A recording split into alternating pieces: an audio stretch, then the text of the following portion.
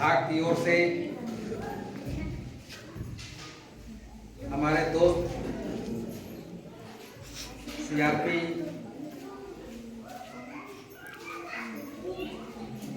अश्विनी जी, हमारे सभी शिक्षक साथी, प्यारे बच्चों, हमारी माताएं बहनें, हमारे गार्जियन और आज के इस कार्यक्रम के केंद्र बिंदु में रहे हमारे इस प्रखंड के सबसे ज्यादा शिक्षित, सबसे ज्यादा पढ़े लिखे डॉक्टर विनोद कुमार ब्रह्मचारी, हम आपके विदाई देंगे, आपके स्वागत में इस पाले में उपस्थित हो गए। विनोद कुमार ब्रह्मचारी के बारे में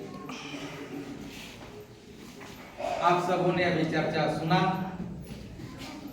और चर्चा में जो बातें आई उससे स्पष्ट होता है कि विनोद कुमार ब्रह्मचारी एक योग्य शिक्षक रहे और सफलतापूर्वक अपना जो सर्विस पीरियड है उसको पार किया इन्होंने।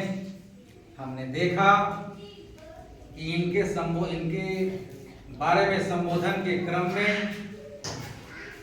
हमारे मित्र भावुक हो गए और भावुक होने का समय भी है, क्योंकि इतने दूर क्षेत्र में हमारे शिक्षक यदि इतना नाम कमाए हैं तो इसका मतलब है कि इनमें बहुत सारा गुण रहा है।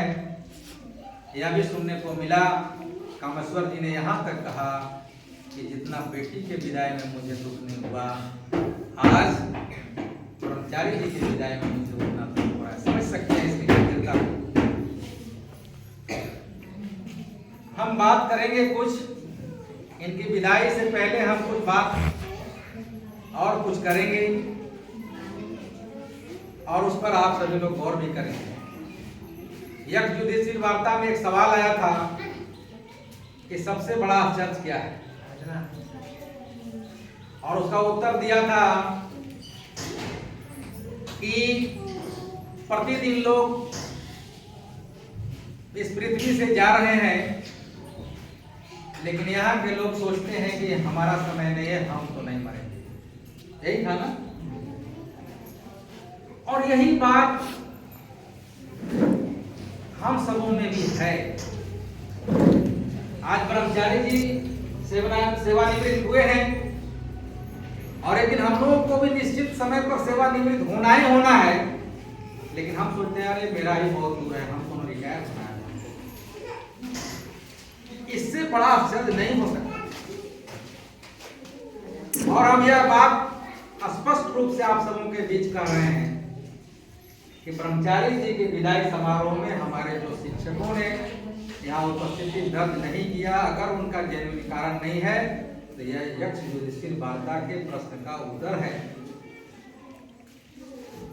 आज के बाद ब्रह्मचारी जी इस विद्यालय में बच्चों को इस तरह से पढ़ाएंगे नहीं। हम लोगों को रोड पे मिलेंगे, हम इनके घर जाएंगे, ये मेरे घर आएंगे, आप लोगों का रिश्ता बदल गया।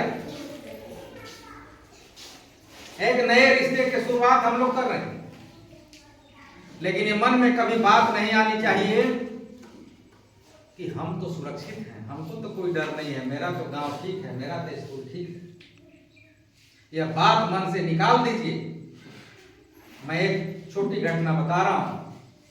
रमकंडा प्रखंड में कुछ दिन पहले एक घटना घटी और हमारे जो गार्जियन बैठे हैं, हम अभिभावक और शिक्षक दोनों बैठे हैं और दोनों हम लोग बच्चों के गार्जियन।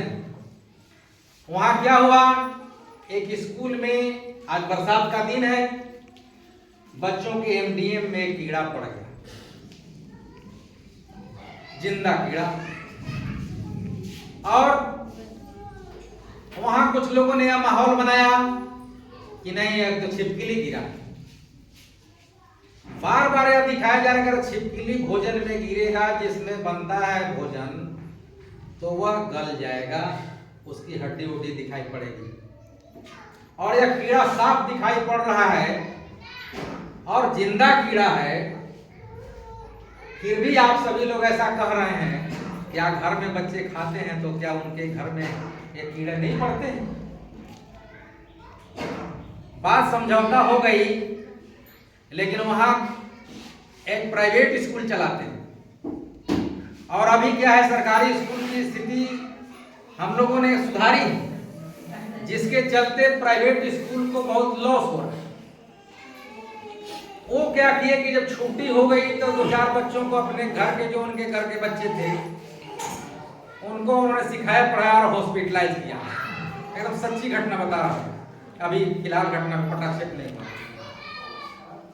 और हॉस्पिटल में वो बच्चों ने कहा कि मुझे बहुत उल्टी आ रही है, तो पेट दर्द कर रहा है। डॉक्टर इलाज देखा, कहा कि तुमको तो कुछ है नहीं। बच्चे चले गए घर। लेकिन वो यूट्यूबर था और यूट्यूब में ये बात चला। वहां बहुत सारे पत्रकार भी थे, लेकिन देखे कि किसी तरह का कोई मामला नहीं है, कोई प्रिंट मीडिया में बात नहीं आई, लेकिन वो यूट्यूब में चला। और यूट्यूब में चला और बात पहुंची हमारे उच्चाधिकारी तक, फोन भी लगाया कि ऐसा ऐसा हो रहा है। जांच कमेटी बैठी, हम लोगों को मालूम हुआ। जांच कमेटी में जो आ रहे थे, हम लोगों ने पूछा कहां जा रहे हैं। 1-2 बार फोन नहीं उठाया, फिर उठाया तो बोले कि जा रहे हैं जांच करने। कहाँ जांच हो रहा है? तो रामकंडा में ऐसी घटना है। हम भाई आप जानते हैं वहां क्या हुआ है? तो नहीं बताइए। हम लोगों ने उनको सारी बात बताई, लेकिन वो जांच के घेरे में बंधे रहे। और वहां जाने के बाद मामला कुछ नहीं आया। जिस बच्चे के थाली में गिरा था वो बोला कि हमको फतिंगा गिरा था, हमने हटा दिया। सभी बच्चों ने कहा, लिख के दिया कि कहीं कुछ नहीं हुआ है,